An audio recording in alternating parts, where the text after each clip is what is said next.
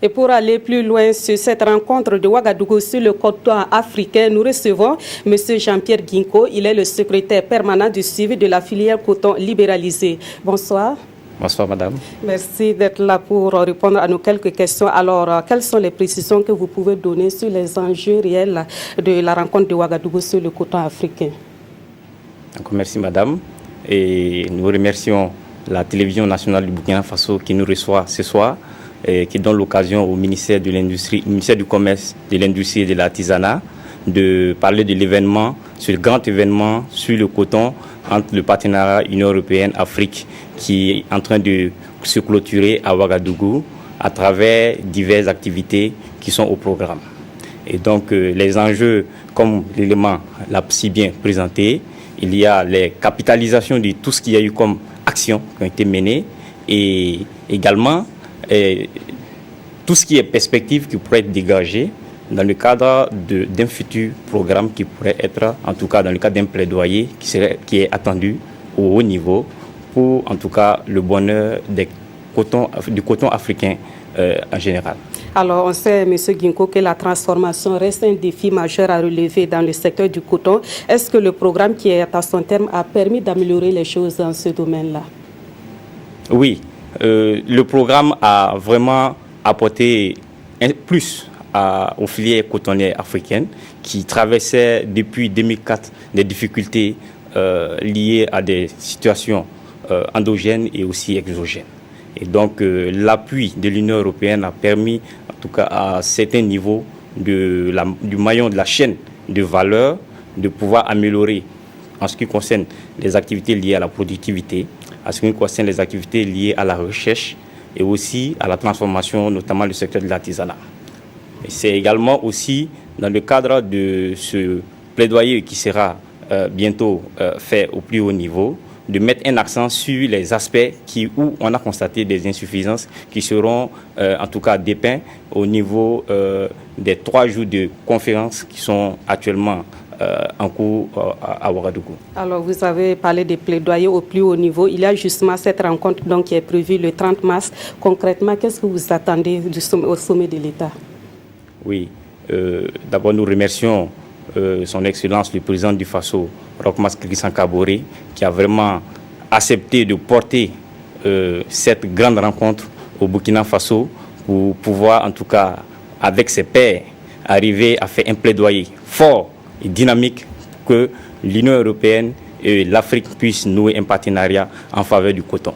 Et en cela, nous attendons dans la journée du 30 mars 2017, à la salle de conférence de Ouaga 2000, une rencontre de haut niveau, de très haut niveau, où une déclaration de Ouagadougou sera examinée par nos chefs d'État africains et portée à l'attention des autorités de l'Union européenne pour en tout cas travailler à booster le secteur coton africain, notamment le secteur de la transformation qui est aujourd'hui en débat et qui est au cœur de notre politique de développement, notamment le plan national de développement économique et social. Alors, avant de revenir à vous, M. Guinko, nous allons donc partir sur le site d'exposition de Damphani Fashion Week. Pour ceux qui ne le savent pas encore, l'événement se tient au sein du Musée national à Ouagadougou. Et sur place, les acteurs de la filière coton donnent à voir leur savoir-faire en matière de transformation du coton. Mais qu'en est-il de l'affluence à cet endroit de valorisation du coton? Faisons le constat avec Adama Guiti et Sanoua Christine Koulibaly. De la banne à la tenue, en passant par les accessoires, sans oublier la décoration intérieure, le Faso Damphani est dans tous ses états ici au musée national. Un régal pour les amoureux du pain tissé burkinabé. Depuis quelques années, j'ai beaucoup aimé le Faso Damphani. Donc cette exposition est une occasion pour que nous puissions voir toutes les différentes fortes transformations du coton et en même temps nous habiller. C'est un symbole fort, quoi, le Faso Damphani. Certes, on s'habille aujourd'hui en européen, mais quand même, on a notre culture qu'il faut valoriser. Ici, le Faso Damphani aussi, après, c'est de l'argent aussi qui est fait, qui rentre aussi. Si depuis longtemps, il est reproché aux acteurs de produire des articles souvent peu adaptés à un marché type, tisseuses, teinturiers et designers font de plus en plus preuve de créativité pour répondre aux exigences de la clientèle. Nous sentons quand même cet effort d'offrir plus de qualité aux consommateurs.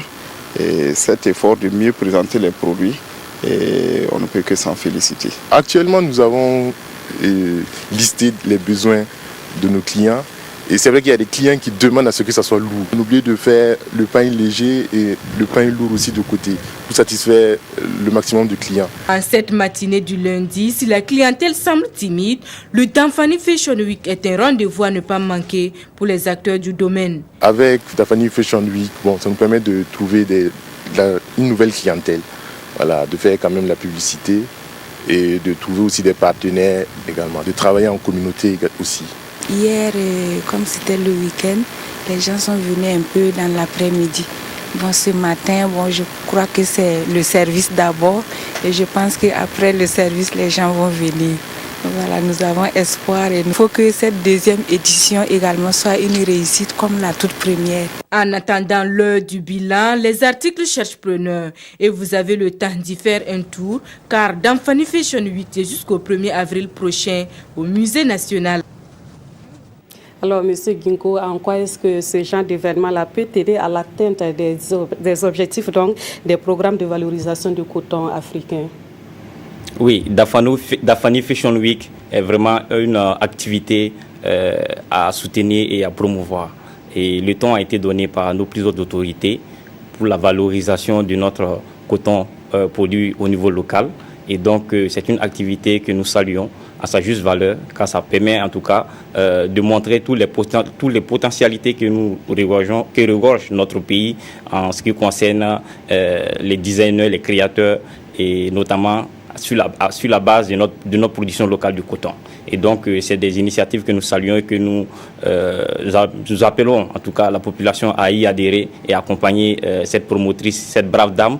Et nous invitons aussi toute la population à aller se procurer au moins un pain Faso Damphani. C'est pour le bonheur de tout le coton burkinabé. Merci beaucoup, M. Jean-Pierre Ginko. Je rappelle que vous êtes le secrétaire permanent du suivi de la filière coton libéralisée.